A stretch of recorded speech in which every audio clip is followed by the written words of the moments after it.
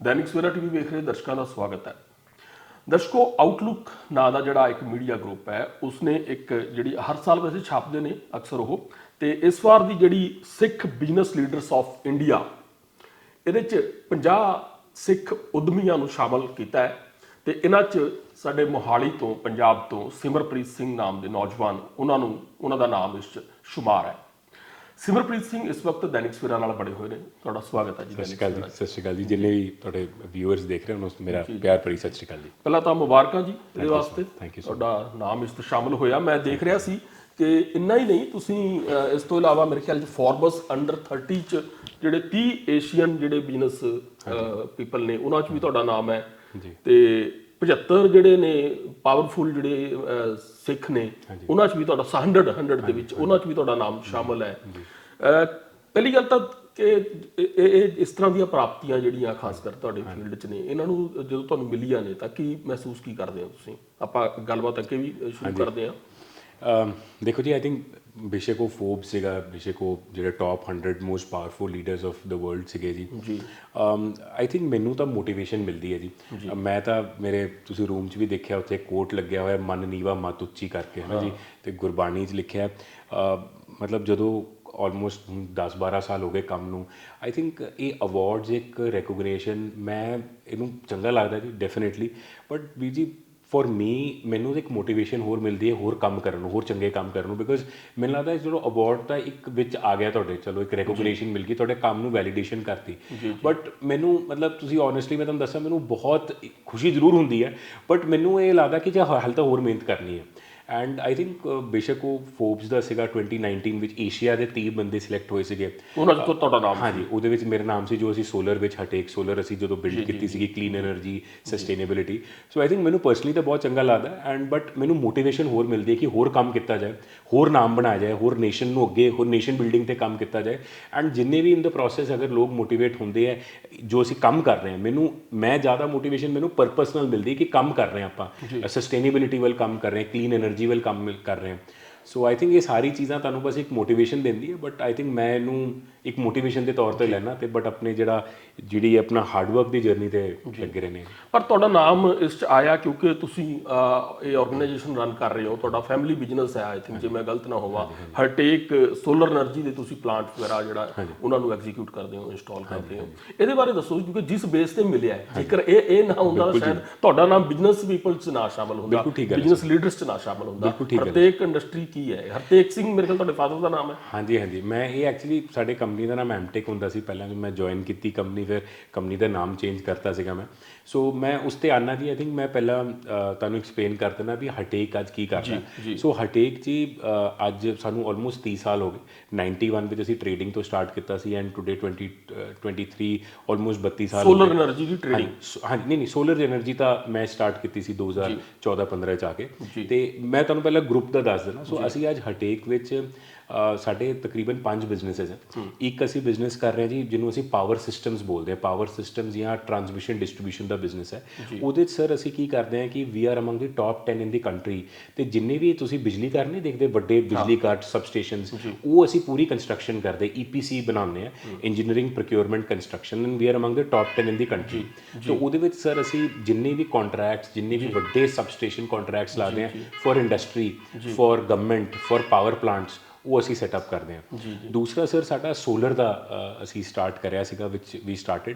ਅਤੇ ਸੋਲਰ ਦਾ ਇਨਫੈਕਟ ਅਸੀਂ ਆਲਮੋਸਟ ਸਾਨੂੰ 10-12 ਸਾਲ ਹੋ ਗਏ ਸੋਲਰ ਦੇ ਕੰਮ ਵਿੱਚ ਪਏ ਹੋਏ। ਅਤੇ ਸੋਲਰ ਵਿੱਚ ਵੀ ਅਸੀਂ ਕੋਈ ਵੀ ਇੰਡਸਟਰੀ ਲੱਗਦੀ ਹੈ, ਕੋਈ ਵੀ ਬਿਲਡਿੰਗ ਬਣਦੀ ਹੈ, ਕੋਈ ਵੀ ਪਾਵਰ ਪਲਾਂਟ ਹੈ, ਅਤੇ ਉਹ ਅਸੀਂ ਸੋਲਰ ਪਾਵਰ ਪ੍ਰੋਜੈਕਟਸ ਲਾਉਂਦੇ ਜੀ ਔਨ EPC ਬੇਸਿਸ। ਥਰਡ ਸਾਡਾ ਮੈਨੂਫੈਕਚਰਿੰਗ ਦਾ ਕੰਮ ਹੈ ਜੀ। ਸ਼ਨਾਈਡਰ ਕਰਕੇ ਕੰਪਨੀ ਤੁਸੀਂ ਸੁਣਿਆ ਹੋਵੇਗਾ, ਫਰਾਂਸ ਦੀ ਕੰਪਨੀ ਹੈ, ਉਹਨਾਂ ਨਾਲ ਸਾਡਾ ਟੈਕਨੋਲੋਜੀ ਟਾਈਪ ਹੈ। ਅਸੀਂ ਹਰਟੇਕ ਦੇ ਨਾਮ 'ਤੇ ਇਲੈਕਟ੍ਰੀਕਲ ਪੈਨਲਸ ਬਣਾ ਰਹੇ ਹਾਂ। ਕੋਈ ਵੀ ਬਿਲਡਿੰਗ, ਕੋਈ ਵੀ ਇੰਡਸਟਰੀ, ਕੋਈ ਵੀ ਯੂਟਿਲਿਟੀ 'ਚ ਇਲੈਕਟ੍ਰੀਕਲ ਪੈਨਲਸ ਅਸੀਂ ਆਪਣੀ ਫੈਕਟਰੀਆਂ 'ਚੋਂ ਬਣਾ ਕੇ ਉਹਨਾਂ ਨੂੰ ਦਿੰਦੇ ਹਾਂ। ਅਤੇ ਚੌਥਾ ਸਾਡਾ ਸਮਾਰਟ ਸਿਟੀਜ਼ ਦਾ ਕੰਮ ਹੈ, ਸਮਾਰਟ ਸਿਟੀਜ਼ ਐਂਡ ਆਟੋਮੇਸ਼ਨ।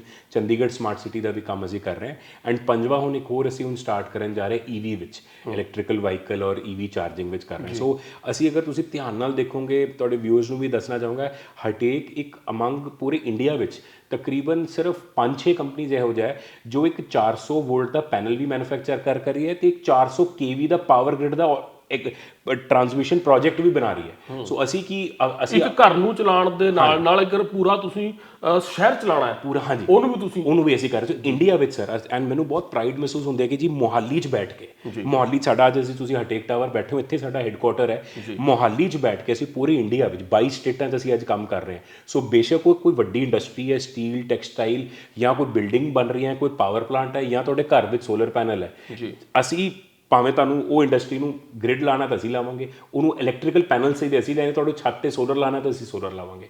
ਸੋ ਅਸੀਂ ਅੱਜ ਕੱਲ੍ਹ ਇੱਕ ਕੈਂਪੇਨ ਚਲਾ ਰਹੇ ਨੇ, ਜਿਹਨੂੰ ਅਸੀਂ ਕਹਿੰਦੇ ਥਿੰਕ ਪਾਵਰ ਥਿੰਕ ਹਟੇਕ। ਸੋ ਤੁਹਾਨੂੰ ਪਾਵਰ ਜਾਂ ਸੋਲਰ ਦੀ ਨੀਡ ਹੈ ਤੇ ਇੱਕੋ ਸਿੰਗਲ ਸਟਾਪ ਤੇ ਅਸੀਂ ਆਉਂਦੇ ਹਾਂ। ਸੋ ਇਹ ਅਸੀਂ ਹੁਣ ਅੱਜ ਗਰੁੱਪ ਨੂੰ ਕੰਸੋਲੀਡੇਟ ਕਰ ਲਿਆ।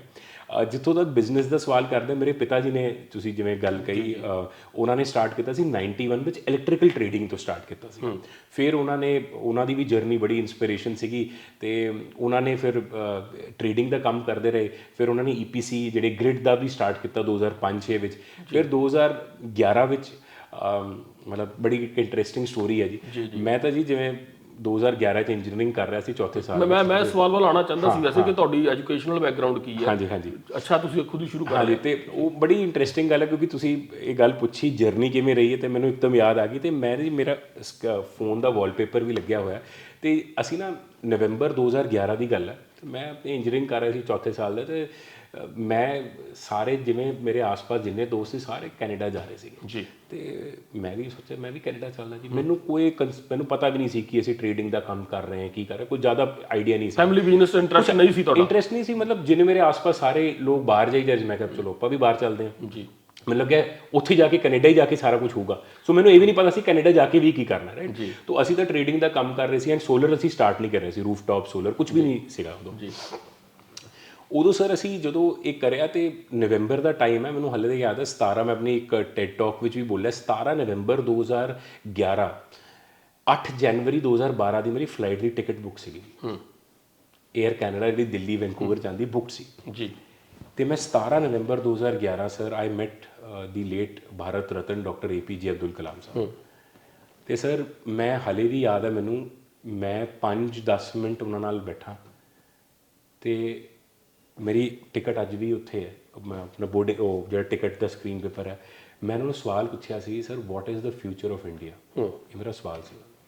ਉਹਨਾਂ ਨੇ ਜਿਹੜਾ ਜਵਾਬ ਦਿੱਤਾ ਨਾ ਜੀ, ਉਹ ਐਸਾ ਜਵਾਬ ਇੰਨਾ ਇੰਸਪਾਇਰ ਕਰ ਗਿਆ ਕਿ ਤੁਹਾਡੇ ਸਾਹਮਣੇ ਬੈਠੇ ਹੋ, ਫਲਾਈਟ ਚੜ੍ਹੇ ਨਹੀਂ ਜੀ। ਉਹਨਾਂ ਨੇ ਆਨਸਰ ਦਿੱਤਾ, the future of India has to be happy, the future of India has to be sustainable. ਪਹਿਲੀ ਵਾਰ ਪੁੱਛਿਆ ਸੀ ਸਸਟੇਨੇਬਲ ਹੁੰਦਾ ਕੀ? The future of India is when every household has clean drinking water, clean energy. ਕੁਛ ਨਹੀਂ ਪਤਾ ਸੀਗਾ ਕਲੀਨ ਐਨਰਜੀ ਕੀ ਹੁੰਦਾ, ਕਲੀਨ ਡਰਿੰਕਿੰਗ ਵਾਟਰ ਕੀ ਹੁੰਦਾ। Future of India is when every girl child feels happy, safe and inclusive, and future of India is when youth of the country rises and builds India to what it is. Sir ਮੈਂ 8 ਜਨਵਰੀ ਦੀ flight ਹੀ, ਤੇ ਉਹਦੇ ਵਾਸਤੇ youth ਨੂੰ India 'ਚ ਰਹਿਣਾ ਪਏਗਾ, ਇਹਦਾ basic ਹੈ ਸਰ, ਬੇਸਿਕ ਨੀਡ ਹੈ ਕਿ ਜੇ ਉਹ ਕਹਿ ਰਹੇ ਯੂਥ ਆਫ ਇੰਡੀਆ, ਤੇ ਮੈਂ ਕਿਹਾ ਮੈਂ ਉਦੋਂ 21 ਸਾਲ ਦਾ ਸੀ, ਮੈਂ ਕਿਹਾ ਮੇਰੀ ਗੱਲ ਕਰ ਰਹੇ, ਤੇ ਜੇ ਮੈਂ ਹੀ ਚਲਾ ਗਿਆ ਬਾਹਰ, ਮੈਨੂੰ ਉਸ ਟਾਈਮ ਤੇ ਲੱਗਿਆ ਕਿ ਜੀ ਮੈਂ ਯੂਥ ਹਾਂ, ਤੇ ਮੈਨੂੰ ਇੱਥੇ ਇੰਡੀਆ 'ਚ ਰਹਿ ਕੇ ਆਪਣੀ ਲਾਈਫ ਡੈਡੀਕੇਟ ਕਰਨੀ ਹੈ। ਤੇ ਮੈਂ ਉਸ ਦਿਨ 2012 ਮੈਂ ਡਿਸਾਈਡ ਕਰ ਲਿਆ ਕਿ ਮੈਂ ਆਪਣੀ ਲਾਈਫ ਸਸਟੇਨੇਬਿਲਿਟੀ ਵੱਲ ਡੈਡੀਕੇਟ ਕਰਾਂਗਾ, ਲੋਕਾਂ ਵੱਲ ਡੈਡੀਕੇਟ ਕਰਾਂਗਾ। ਐਂਡ ਬਸ ਜੀ ਉਸ ਤੋਂ ਬਾਅਦ ਜਰਨੀ ਸਟਾਰਟ ਹੋਈ। ਫਿਰ ਸਮਝਿਆ ਥੋੜ੍ਹੇ ਹੋਰ ਪਬਲਿਕ ਲਾਈਫ 'ਚ ਆਏ, ਤੇ ਫਿਰ ਸੋਲਰ ਸਸਟੇਨੇਬਿਲਿਟੀ ਦੀ ਗੱਲ ਕੀਤੀ ਸੀ, ਕਲੀਨ ਐਨਰਜੀ ਦੀ ਗੱਲ ਕੀਤੀ, ਫਿਰ ਸੋਲਰ ਸਟਾਰਟ ਕੀਤਾ, ਐਂਡ ਕਰਦੇ ਜੀ ਹੁਣ ਹੋ ਗਏ ਜੀ ਕਿੰਨੇ 11 ਸਾਲ। ਅਸੀਂ ਦੇਖੋ ਹਾਈਡਰੋ ਪਾਵਰ ਵੀ ਯੂਜ਼ ਕਰਦੇ ਹਾਂ ਮੋਸਟਲੀ। ਅਸੀਂ ਜ਼ਿਆਦਾਤਰ ਆਜ਼ਾਦ ਭਾਰਤ ਦਾ ਜਿਹੜਾ ਪਹਿਲਾ ਪ੍ਰੋਜੈਕਟ ਉਹ ਹਾਈਡਰੋ ਪਾਵਰ ਦਾ ਹੀ ਲੱਗਿਆ, ਭਾਖੜਾ ਜਿਹੜਾ ਹੈਗਾ ਬੰਨ ਤੇ ਲੱਗਿਆ ਹੋਇਆ। ਇਹ ਕਲੀਨ ਐਨਰਜੀ ਦਾ ਜਿਹੜਾ ਕਨਸੈਪਟ ਹੈ ਕੀ ਹੈ? ਓਕੇ, ਸੋ ਸਰ ਬਿਲਕੁਲ ਠੀਕ, ਸਪੈਸੀਫਿਕਲੀ ਅਸੀਂ ਕਲੀਨ ਐਨਰਜੀ ਕਿਉਂ ਕਹਿੰਦੇ ਆ ਇਹਨੂੰ? ਜਦੋਂ ਹਾਈਡਰੋ ਵੀ ਤਾਂ ਕਲੀਨ ਹੀ ਹੈ, ਜਦੋਂ ਆਪਾਂ ਗਲਤ ਨਾ ਹੋਈਏ। ਬਾਇਓਮਾਸ ਵੀ ਕਲੀਨ ਹੈ ਸਰ, ਬਾਇਓਮਾਸ ਵੀ ਕਲੀਨ ਹੈ ਜੀ। ਤੁਹਾਡੀ ਗੱਲ ਬਿਲਕੁਲ ਸਹੀ ਹੈ, ਇਹਦੇ ਵਿੱਚ ਕੋਈ ਫਰਕ ਨਹੀਂ ਹੈ sir. Clean energy is any energy which is not creating any pollution. ਜਿਵੇਂ ਅਸੀਂ ਅੱਜ ਫੋਸਿਲ ਫਿਊਲਸ ਦੀ ਗੱਲ ਕਰਦੇ ਹਾਂ, ਸੋ ਇਹ ਦਿਸ ਇਜ਼ ਕ੍ਰੀਏਟਿੰਗ ਇਨਵਾਇਰਨਮੈਂਟ ਨੂੰ ਤਾਂ ਨੁਕਸਾਨ ਪਹੁੰਚਾ ਰਹੀ ਹੈ ਨਾ ਜੀ। ਸੋ ਅਸੀਂ ਕਲੀਨ ਐਨਰਜੀ ਦਾ ਫੰਡਾਮੈਂਟਲ ਇਹੀ ਹੈ ਜੀ, ਭਾਵੇਂ ਉਹ ਹਾਈਡਰੋ ਹੋ ਗਿਆ, ਭਾਵੇਂ ਸੋਲਰ ਹੋ ਗਿਆ, ਭਾਵੇਂ ਉਹ ਵਿੰਡ ਹੋ ਗਿਆ। ਮੈਂ ਸੋਲਰ ਬਾਰੇ ਇੱਕ ਸਪੈਸੀਫਿਕ ਗੱਲ ਕਰਾਂਗਾ ਸਰ। ਤੁਸੀਂ ਅਗਰ ਧਿਆਨ ਨਾਲ ਸਪਿਰਿਚੁਅਲੀ ਵੀ ਦੇਖੋ, ਅਗਰ ਧਿਆਨ ਨਾਲ ਇੱਕ ਵਾਰ ਆਪਣੇ ਆਸ-ਪਾਸ ਦੇਖੋ, ਇਹ ਨੇਚਰ ਨੇ ਕ੍ਰੀਏਟ ਕੀਤਾ ਨਾ ਜੀ। ਪਾਣੀ ਵੀ ਨੇਚਰ ਨੇ ਪਤਾ ਨਹੀਂ ਕ੍ਰੀਏਟ ਕੁਝ ਕਰ, ਅਸੀਂ ਤਾਂ ਇਨਵੈਂਟਰ ਨਹੀਂ ਹੈਗੇ ਪਾਣੀ ਦੇ। ਪਾਣੀ, ਸੂਰਜ, ਲਾਈਟ, ਵਿੰਡ ਹੈ ਨਾ ਜੀ, ਇਹ ਸਾਰਾ ਕੁਝ ਤਾਂ ਜਿਹਨੂੰ ਆਪਾਂ ਕਹਿੰਦੇ ਹਾਂ ਵੀ ਮਦਰ ਨੇਚਰ ਨੇ, ਮਾਂ ਧਰਤੀ ਨੇ ਸਾਨੂੰ ਦਿੱਤੀਆਂ ਜੀ। ਸੋਲਰ ਇੱਕ ਇੱਕੋ એનર્ਜੀ ਹੈ ਸਾਰੇ એનર્ਜੀਜ਼ ਤੋਂ ਮਿਲਾ ਲਓ ਜਿਹੜੀ ਤੁਸੀਂ ਆਪਣੇ ਘਰ ਲਾ ਸਕਦੇ। ਸੋਚ ਕੇ ਦੇਖੋ, ਕਿਆ ਤੁਸੀਂ ਹਾਈਡਰੋ ਪਾਵਰ ਪਲਾਂਟ ਆਪਣੀ ਫੈਕਟਰੀ 'ਤੇ ਲਾ ਸਕਦੇ ਹੋ? ਕਿਆ ਤੁਸੀਂ ਵਿੰਡ ਪਾਵਰ ਪਲਾਂਟ ਆਪਣੇ ਘਰ ਲਾ ਸਕਦੇ ਹੋ? ਕਿਆ ਤੁਸੀਂ ਬਾਇਓਮਾਸ ਪਲਾਂਟ ਆਪਣੇ ਘਰ ਲਾ ਸਕਦੇ ਹੋ ਛੱਤ 'ਤੇ? ਨਹੀਂ। ਸੋਲਰ ਕੱਲੀ ਪਾਵਰ ਹੈ ਜਿਹੜੀ ਤੁਸੀਂ ਆਪਦੇ ਘਰ ਵੀ ਲਾ ਸਕਦੇ ਹੋ, ਇੱਕ ਵਪਾਰੀ ਆਪਦੀ ਫੈਕਟਰੀ 'ਤੇ ਵੀ ਲਾ ਸਕਦਾ ਤਾਂ ਕਿ ਉਹਦਾ ਬਿਜਲੀ ਦਾ ਬਿੱਲ ਘਟੇ, ਪਾਣੀ 'ਤੇ ਵੀ ਲੱਗ ਸਕਦਾ, ਪਾਣੀ ਦਾ ਫਲੋਟਿੰਗ 'ਤੇ ਅਸੀਂ ਆਵਾਂਗੇ ਹੁਣ, ਉੱਤੇ ਵੀ ਲੱਗ ਸਕਦਾ, ਅਤੇ 1000 ਏਕੜ 500 ਏਕੜ ਜਗ੍ਹਾ 'ਚ ਉਹ ਵੀ ਲੱਗ ਸਕਦਾ।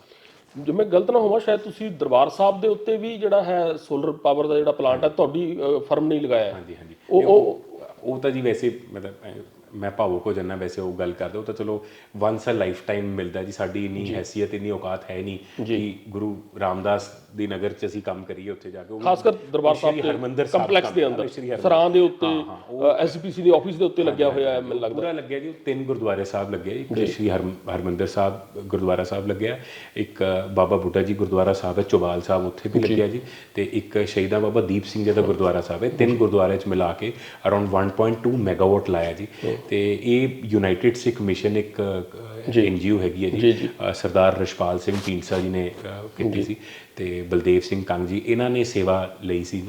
ਤੇ ਇਹਨਾਂ ਨੇ ਫਿਰ ਇਹਨਾਂ ਦੇ US ਦੇ ਕਾਫੀ ਬਹੁਤ ਕਰੋੜਪਤੀ ਅਰਬਪਤੀ ਲੋਕ ਹੈਗੇ ਆ ਜੀ, ਸਾਰੇ ਬਹੁਤ ਕਮਿਊਨਿਟੀ ਲਈ ਕੰਮ ਕਰ ਰਹੇ, ਤੇ ਇਹਨਾਂ ਨੇ ਫਿਰ ਇਹ ਕੰਮ ਲਿਆ ਸੀਗਾ, ਤੇ ਇਹਨਾਂ ਨੇ ਫਿਰ ਸੇਵਾ ਲਈ ਪੂਰੀ, ਤੇ ਇਹਨਾਂ ਨੇ ਫਿਰ ਸਾਨੂੰ ਕੰਟਰੈਕਟ ਦਿੱਤਾ ਪੂਰਾ ਕੰਮ ਕਰਨ ਲਈ। ਤੇ ਇਹ ਤਾਂ ਵੀਰ ਜੀ ਮਤਲਬ ਐਵੇਂ ਹੈ ਕਿ ਵਨਸ ਅ ਲਾਈਫ ਟਾਈਮ ਓਪਰਚੁਨਿਟੀ ਹੈ। ਇਹ ਜਿਹੜੀਆਂ ਇਹ ਇੱਟਾਂ ਨੇ, ਇਹ ਬ੍ਰਿਕਸ ਨੇ ਜਿਹੜੀਆਂ, ਤੁਹਾਡਾ ਨਾਮ ਜਦੋਂ ਇੰਡੀਆ ਦੇ 50 ਸਿੱਖਾਂ ਦੀ ਨਾ ਗੱਲ ਕਰੀਏ, ਤਾਕਤਵਰ ਵਪਾਰੀਆਂ ਦੀ ਗੱਲ ਕਰੀਏ, ਸਫਲ ਵਪਾਰੀਆਂ ਦੀ, ਤਾਂ ਤੁਹਾਡਾ ਨਾਮ ਆਉਂਦਾ ਹੈ। ਫੋਰਬਸ ਇੱਕ ਏਡੀ ਵੱਡੀ ਗੱਲ ਹੈ, ਤੇ ਉਹਦੇ 100 ਬੰਦੇ ਨੇ ਜਿਹੜੇ ਦੁਨੀਆ ਦੇ ਪ੍ਰਭਾਵਸ਼ਾਲੀ ਸਿੱਖ ਨੇ, ਉਹਨਾਂ ਦੇ ਵਿੱਚ ਤੁਹਾਡਾ ਨਾਮ ਆਉਂਦਾ ਹੈ। ਇਹ ਤਾਂ ਮਤਲਬ ਇਹੀ ਤਾਂ ਕਾਰਨ ਬਣਦਾ ਨਾ ਕਿ ਜਾ ਕੇ ਅਗਰ ਉਸ ਮੁਕਾਮ ਤੇ ਕੋਈ ਪਹੁੰਚਦਾ ਹੈ।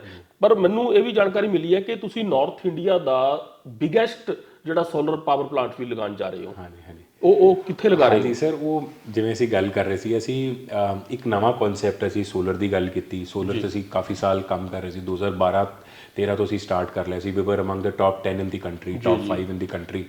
ਤੇ ਸਰ ਅਸੀਂ ਲੈਂਡ ਤੇ ਬਹੁਤ ਲਾਇਆ ਪ੍ਰੋਜੈਕਟ, ਮੈਂ ਉਸ ਤੇ ਆਨਾ ਬਹੁਤ ਲੈਂਡ ਤੇ ਲਾਇਆ, ਜ਼ਮੀਨ ਤੇ ਛੱਤਾਂ ਦੇ ਉੱਤੇ, ਰੂਫਟਾਪ ਤੇ। ਪਹਿਲੇ ਜ਼ਮੀਨ ਦੀ ਗੱਲ ਕਰਦੇ, ਛੱਤ ਦਾ ਹਲੇ 2012-13 'ਚ ਹੋਇਆ, ਤੇ ਛੱਤ ਤੇ ਸਰ ਅਸੀਂ ਕਿੰਨਾ ਪੰਜਾਬ 'ਚ ਬਹੁਤ ਲਾਇਆ, ਰਾਜਸਥਾਨ 'ਚ ਬਹੁਤ ਲਾਇਆ, ਤੇ ਅਸੀਂ 5000 ਮੈਗਾਵਾਟ, ਮਤਲਬ 5 ਗੀਗਾਵਾਟ ਦੇ ਆਸ-ਪਾਸ ਅਸੀਂ ਸੋਲਰ ਪਾਵਰ ਪਲਾਂਟਸ ਵਿੱਚ ਅਸੀਂ EPC ਦਾ ਕੰਮ, ਸਬਸਟੇਸ਼ਨ ਦਾ ਕੰਮ ਕਰ ਚੁੱਕੇ ਸੀ। ਤੇ ਜਦੋਂ ਸਰ ਇਹ ਲੈਂਡ ਚਲਾਇਆ, ਕਈ ਲੈਂਡ ਕਨਵਰਟ ਵੀ ਹੋਣੀ ਪੈਂਦੀ ਸੀਗੀ, ਤੇ ਮੈਨੂੰ ਲੱਗਦਾ ਸੀ ਯਾਰ ਇੱਥੇ ਬੈਟਰ ਵੀ ਯੂਜ਼ ਹੋ ਸਕਦਾ, ਬਿਕੋਜ਼ ਇੱਕ ਵਾਰ ਤੁਹਾਡੇ ਰੇਤ ਤੇ ਲੱਗ ਗਿਆ, ਜਾਂ ਕੋਈ ਫਰਟਾਈਲ ਲੈਂਡ ਤੇ ਤਾਂ ਵੈਸੇ ਵੀ ਨਹੀਂ ਲੱਗਦਾ ਹੈ ਨਾ ਜੀ। ਫਿਰ ਮੈਨੂੰ ਲੱਗਿਆ ਕਿ ਰੂਫਸ ਨੂੰ ਕਿਵੇਂ ਯੂਜ਼ ਕੀਤਾ ਜਾਏ। 2014-15 ਵਿੱਚ ਅਸੀਂ ਰੂਫਟਾਪ 'ਚ ਪੈ ਗਏ। ਤੁਸੀਂ ਪੜ੍ਹਿਆ ਹੋਣਾ ਜੀ, ਉਸ ਟਾਈਮ ਤੇ ਮੀਡੀਆ ਨੇ ਬਹੁਤ ਪਾਇਆ ਸੀਗਾ ਕਿ ਅਸੀਂ ਸੋਲਰ ਕਿਟਸ ਲਾਂਚ ਕੀਤੀ, ਘਰਾਂ ਦੀ solar kits, plug and play solar kits. Industry ਲਈ ਮੈਨੂੰ ਲੱਗਿਆ ਕਿ ਇੰਡਸਟਰੀ ਦਾ ਰੂਫ ਕੀਤਾ ਜਾਏ। ਫਿਰ ਮੈਨੂੰ ਜੀ ਕੋਵਿਡ ਦੇ ਟਾਈਮ 'ਚ ਇਹ ਗੱਲ ਮੇਰੇ ਦਿਮਾਗ 'ਚ ਆਈ ਕਿ ਜ਼ਮੀਨ 'ਚ ਲਾ ਲਿਆ, ਛੱਤਾਂ 'ਤੇ ਲਾ ਲਿਆ, ਕਿ ਅਸੀਂ ਪਾਣੀ 'ਚ ਲਾ ਸਕਦੇ ਹਾਂ? ਇਹ ਦਿਮਾਗ 'ਚ ਆਈ ਗੱਲ। ਤੇ ਤੁਸੀਂ ਜਾਣਦੇ ਹੋ ਲੁਧਿਆਣੇ ਜੋ ਜਾਂਦੇ ਹੋ ਤੁਸੀਂ, ਉਹ ਬੇਸਿਕਲੀ ਕਨਾਲ ਟੌਪ ਹੈ, ਨਹਿਰਾਂ ਦੇ ਉੱਤੇ। ਹਾਂ, ਉਹ ਕਨਾਲ ਟੌਪ ਹੈ, ਉਹਨੂੰ ਅਸੀਂ ਕਨਾਲ ਟੌਪ ਕਹਿੰਦੇ ਹਾਂ ਜੀ। ਮੇਰਾ ਜਿਹੜਾ ਸੀਗਾ ਕਨਸੈਪਟ ਸੀਗਾ ਕਿ ਕਿਆ ਅਸੀਂ ਸੋਲਰ ਪੈਨਲ ਨੂੰ ਫਲੋਟ ਕਰਾ ਸਕਦੇ ਹਾਂ, ਪਾਣੀ 'ਚ ਫਲੋਟ ਤੈਰੇ ਹੋ। ਹਾਂ, ਤੈਰਨ ਦੁਨੀਆ 'ਚ ਹੋਇਆ, ਐਸੀ ਗੱਲ ਨਹੀਂ। ਇੰਡੀਆ 'ਚ ਵੀ ਲੱਗੇ ਆ ਪਾਵਰ ਪਲਾਂਟ, ਲਾ ਰਹੇ ਸੀ, ਵੱਡੀ ਵੱਡੀ ਕੰਪਨੀਆਂ ਲਾ ਰਹੇ। ਉਹ ਮੈਨੂੰ ਦਿਮਾਗ 'ਚ ਆਈ ਗੱਲ ਕਿ ਵੀ ਆਪਾਂ ਇਹ ਕਿਵੇਂ ਕਰ ਸਕਦੇ ਹਾਂ, ਕਿ ਇਹਦੇ ਨਾਲ ਕਿੰਨੀ ਜਗ੍ਹਾ ਤਾਂ ਬਚੂਗੀ, ਫਿਰ ਵਾਟਰ ਦੀ ਵੈਪੋਰੇਸ਼ਨ ਬਚ ਰਹੀ ਹੈ। ਤੇ ਫਿਰ ਅਸੀਂ ਚੰਡੀਗੜ੍ਹ ਐਡਮਿਨਿਸਟ੍ਰੇਸ਼ਨ ਨੇ ਪ੍ਰੋਜੈਕਟ, ਇੱਥੇ 39 ਵਾਟਰ ਵਰਕਸ ਹੈ 39 ਸੈਕਟਰ 'ਚ, ਹਾਂਜੀ, ਉਹਨਾਂ ਨੇ ਪ੍ਰੋਜੈਕਟ ਕੱਢਿਆ ਜੀ। ਤੇ ਸਾਡਾ ਅਗੇਨ ਉਹ ਵੀ ਮੈਂ ਤਾਂ ਕਹਿੰਦਾ ਜੀ ਅਗੇਨ ਬਲੇਸਿੰਗ ਸੀਗੀ ਜੀ ਆਲਮਾਈਟੀ ਦੀ। ਤੇ ਉਹਦੇ 'ਚ ਵਾਹਿਗੁਰੂ ਨੇ ਮਿਹਰ ਕਰੀ, ਅਸੀਂ 2 ਮੈਗਾਵਾਟ ਦਾ ਫਲੋਟਿੰਗ ਸੋਲਰ ਅਸੀਂ ਲਾਇਆ, ਜੋ ਕਿ ਅੱਜ ਕਰੰਟਲੀ ਨਾਰਥ ਇੰਡੀਆ ਦਾ ਲਾਰਜੈਸਟ ਫਲੋਟਿੰਗ ਸੋਲਰ ਹੈ। ਉਹ ਵਾਟਰ ਟੈਂਕਸ ਹੈ, 2 ਵਾਟਰ ਟੈਂਕਸ ਹੈ, ਉਹਦੇ ਤੇ ਫਲੋਟ ਕਰ ਰਿਹਾ 1-1 ਮੈਗਾਵਾਟ ਦਾ। ਤੇ ਉਹ ਸਾਡੀ ਕੰਪਨੀ ਨੇ ਬਣਾਇਆ ਪ੍ਰੋਜੈਕਟ ਚੰਡੀਗੜ੍ਹ ਐਡਮਿਨਿਸਟ੍ਰੇਸ਼ਨ ਲਈ। ਤੇ ਉਸ ਤੋਂ ਬਾਅਦ ਫਿਰ ਅਸੀਂ ਨੰਗਲ ਵਿੱਚ ਹੁਣ ਜਿਹੜਾ ਅਸੀਂ ਰੀਸੈਂਟਲੀ ਹੁਣ ਜਿੱਤੇ ਹਾਂ, ਤੁਹਾਨੂੰ ਅਸੀਂ ਉਹਦਾ ਵੀ ਸ਼ੇਅਰ ਕਰ ਲਾਂਗੇ, 22 ਮੈਗਾਵਾਟ। ਇਹ 2 ਮੈਗਾਵਾਟ ਸੀਗਾ, ਉਹ 22 20 ਗੁਣਾ ਜ਼ਿਆਦਾ ਉਸ ਤੋਂ। ਹਾਂਜੀ ਹਾਂਜੀ, ਉਹ ਲਾਉਣ ਜਾ ਰਹੇ ਹੋ ਤੁਸੀਂ? ਹਾਂਜੀ, ਤੇ ਤਕਰੀਬਨ 10 ਗੁਣਾ ਹੋ ਗਿਆ ਜੀ। ਤੇ ਉਹ ਸਾਨੂੰ ਓਪਰਚੁਨਿਟੀ ਮਿਲੀ ਹੈ ਜੀ। ਤੇ ਇਹ ਨੰਗਲ ਵਿੱਚ ਲੱਗ ਰਿਹਾ ਜੀ। ਭਾਖੜਾ ਨੰਗਲ ਤਾਂ ਮਤਲਬ ਏਸ਼ੀਆ ਦਾ ਸਭ ਤੋਂ ਆਈਕੋਨਿਕ ਪਾਵਰ ਪਲਾਂਟ ਮੰਨਿਆ ਜਾਂਦਾ ਤੇ one of the ponds Nangal pound ਤੇ 22 ਮੈਗਾਵਾਟ ਅਸੀਂ ਫਲੋਟਿੰਗ ਸੋਲਰ ਲਾਵਾਂਗੇ। ਉਹ ਪੂਰਾ ਫਲੋਟ ਕਰੇਗਾ, ਤੈਰਦਾ ਰਹੇਗਾ। ਫਲੋਟ ਕਰੇਗਾ ਹਾਂਜੀ, ਤੈਰਦਾ ਮਤਲਬ ਜਿੰਨੀ ਕੁ ਉਹਦੀ ਸਪੀਡ ਵਗੈਰਾ ਤਾਂ ਉੱਥੇ ਫਲੋਟਿੰਗ ਸੋਲਰ ਕਰੂਗਾ।